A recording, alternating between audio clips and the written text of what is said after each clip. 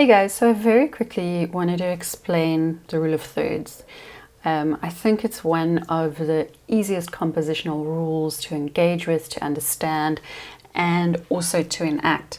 I've pulled a few photographs. Some of them are just sort of happy snaps while I'm bombing around with my husband and my son.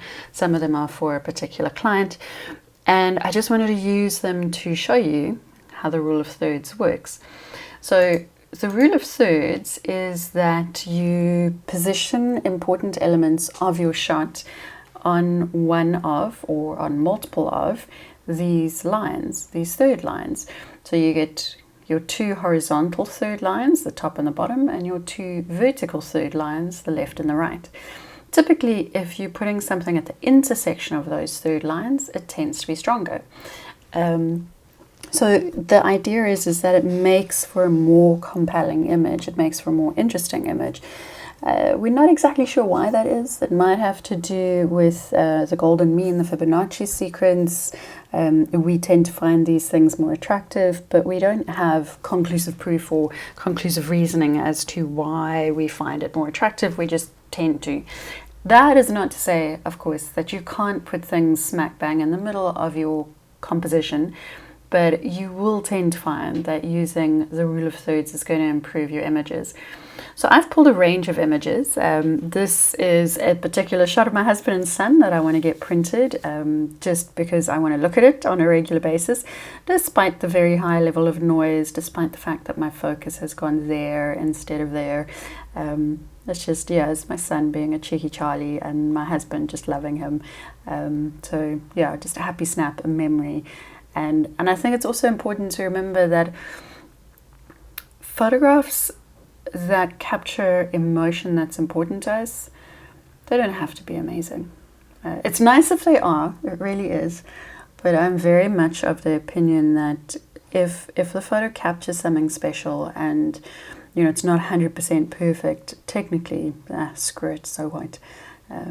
This is an image I want to look at. I want to see that genuine happiness on my husband's face, and I want to see the little cheeky chops over there. So a very similar image, but also rule of thirds is my cheeky chops, this time with chocolate ice cream. And so here his mouth is on that intersection of the thirds. His face is on the right vertical third and his mouth is on that intersection. Also an image that technically I can find fault with it. The focus has gone there. And these things happen, shooting with an f2.8 aperture and a kid who is moving, it happens. But I would sooner have the image than not have the image. And just to show as well, that makes things stronger.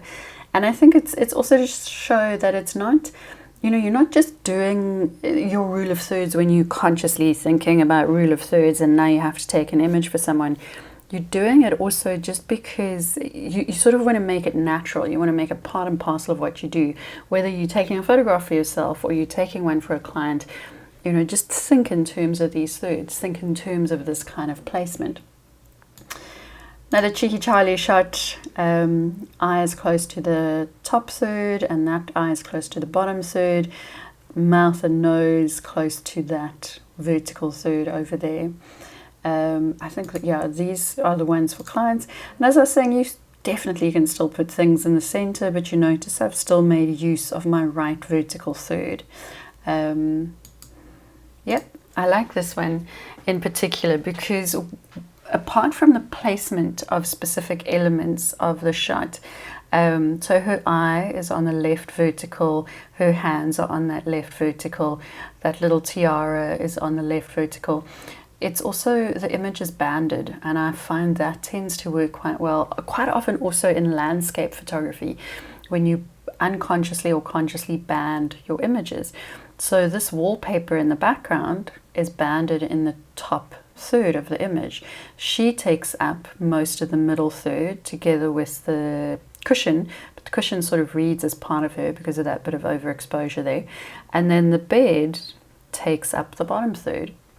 So not only am I placing elements on my thirds, but I'm dividing my composition into sort of relative third areas. That one also, without thinking, they end up on that third line. And again, they end up on the third line. I would have loved, if I was sort of thinking about it more, I would have loved to have placed him there on that intersection. I think it would have made the image a bit stronger. But there he is on the intersection there. So you can see, you know, without too much effort, without too much conscious thought, it's a very, very easy rule to learn. And when I say rule, it doesn't mean you have to do it. It's just, it does improve images. And it's a super easy way to quickly improve your photography. So I hope the video helps to explain the rule of thirds.